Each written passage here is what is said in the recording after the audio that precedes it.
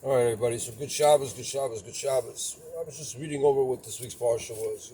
Going over to the end of the week, and today we're doing our daily studies. Our daily chitas is what we're supposed to do, which is Chumash, which is Torah. For those that you don't know, which is the daily Torah portion, the daily Tanya, and the daily Tehillim we're supposed to be doing. Those are the three main things that the Rebbe wants all of us to do. As you work, for working people, or just for any average Jew, should really just do the daily chitas. You'll learn a lot.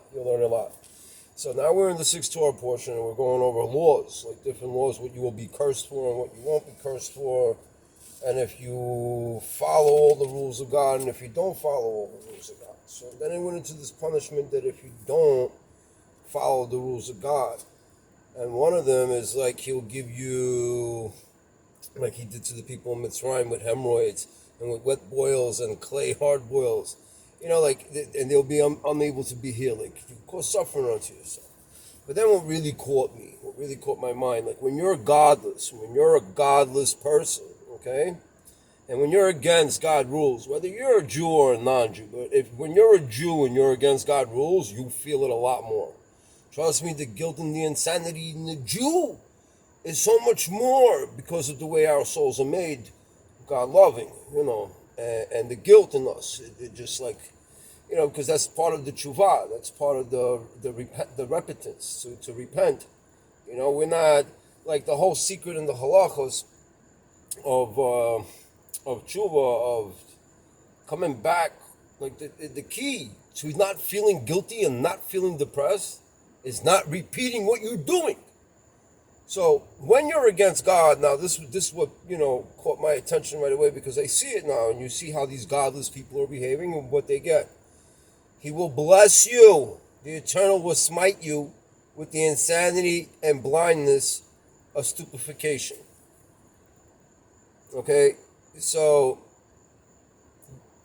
you liberals, this is a good example, and it's right here in the Torah. I'm not talking about the Patriots, okay? Because I know there's the Democratic Party left you guys. They left you guys. They turned into some communist, crazed pedophile party, and I know a lot of you liberals don't feel that way. I know a lot of you Democrats don't feel that way because you're godly people. It's just they turned around on you. They're not patriotic no more. They're not saying in our Pledge of Allegiance, one nation under God. They don't do that. They cut it out. They totally skip it.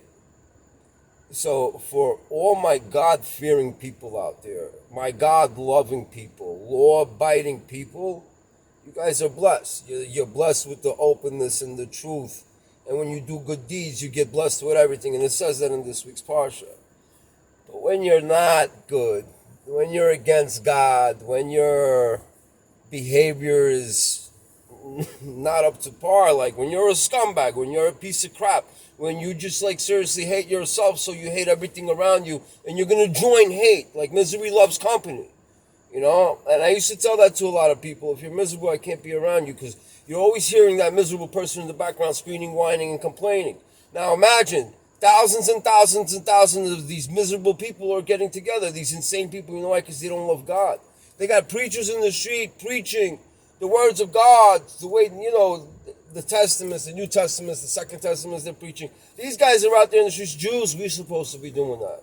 We're supposed to be pushing these 7 laws of Noahide as much as needed. That's our duty in this world, because we're the leaders, we're the managers. It says it in this week's Parsha.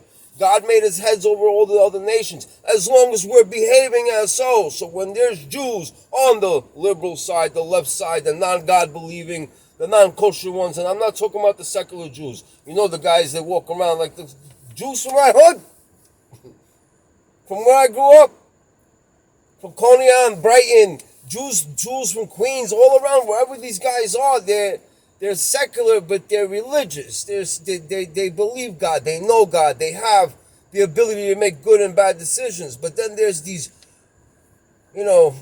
college-educated Jews. This is where, what communism is. Communism doesn't want you going to churches. They don't want you gathering together. This 6 feet apart social distancing thing was to keep us all apart and not being together, not gathering, like they did in communist Russia. In communist Russia, if you gathered more than 3 people together, they were pretending that you were thinking you were plotting an assault or you were plotting an attack, you were going against the government. This is how it is in the communist country, you know? And as you can see right now, what's going on, I forgot, was that definitely in Europe. I don't remember if it was Australia or the United Kingdom, where cops are knocking down people's doors for putting up stuff on Facebook, for telling people to protest or not to go protest, or because they knew a protester. That's communism, people. And now, today I got my last video that I just posted on Facebook about me speaking about the mask and the war that we're about to join in, and it's there, we're fighting a lot of evil. YouTube said they were not putting up that video because I said, the doctor even said what masks do to you, they're not healthy. The particles sweat, it goes all over, it heats up, all that flies around you, and then you're breathing in your own CO2, come on. But you guys want to listen to these paid doctors, you know, the doctors that are in it for the money and not for the love of the people. Okay, there's a big difference. Big difference, because you guys were shooting people up with fentanyl and hydroxy and stuffing them in ventilators while hydroxychloroquine is working for people. And it's cheaper, that's why. It's cheap. The cost of it is not enough. Just like you guys are killing people with cancer. I've seen a lot of people suffer from cancer and go in hospital for treatment for no reason, because at the end of the day, you're just wrecking their immune system, pumping them with $10,000 shots at a time. My father passed away that way, and a very dear friend of mine recently passed away this year. It hurts because of the evil out there, and people think it's a conspiracy. That's a problem. That's a big problem, and it's open, like it's there, like it's in your face, and it's even being told to you.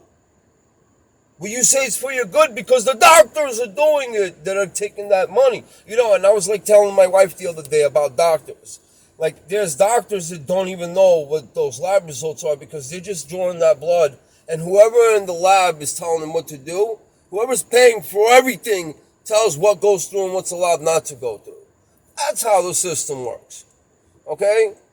Okay, and it was on a different situation. I'm not talking about COVID-19 right now. I'm just talking about in other expenses, like certain treatments they'll give you, but if they can suck that extra dollar out of that treatment, they're definitely going to do that, you know? You guys keep thinking conspiracies. It's not.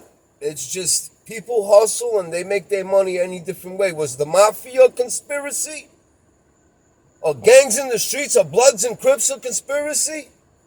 And they even doing better. They got more morals than half the government does, man. G's in the street got more morals than thugs in the government. And that's real. That's real. Because when they hustle dirt hustles with dirt. Good people don't get hurt, except for these shootouts that kill little babies. You know what I'm saying? You know, like don't shoot blind, fam. Don't shoot blind. You could always catch somebody sleeping at the right time. Oh, good. I'm not down with it, but at least keep it to the law of the streets. Forgive me for jumping off topic, but it is what it is. And the blindness and the fairy tales that these Democrats have, these peaceful protesters, this is all in the Torah. Educate yourself. Educate yourself. If you get the real meaning of the Torah and you understand and you learn, if you need, you know, that's why I post. I educate myself, and as soon as I learn, I want everybody to know. Because that's how you give it away and how you give it over, the understanding of it. You know, some people look at Torah and they're like, we got to go to shul and listen to the rabbi speak all these words in Hebrew and I don't understand nothing. Yeah, but if you sit down and study it, it's in English. You can buy a Chayenu, or you can go on Chabad.org, you know, daily Chitas, that's all you got to look up, daily Torah study, and it'll give you everything. And you'll see, like, especially Rambam, man, Rambam can expand your mind big time. Like, you could learn so much, and you see, like, you could teach the world with that proper behavior. Because it talks about improper behavior. It talks about how, like, somebody just starts something just in spite. Like, you know, like something simple. Like, the guy will ask somebody a question, and this guy doesn't know the answer to it. But he's going to ask him that question because he knows he doesn't know the answer to it, and he wants to hurt his feelings like that. That's not nice. Now, those kind of behaviors lead to other behaviors. There are spiteful people out there, like look at Nancy Pelosi and this barber son. So I'm giving you examples of what the Torah speaks about, and I'm pointing to people, the guys that you people look up to, and I'm going to tell you, look what it is. Everybody have a wonderful Shabbos.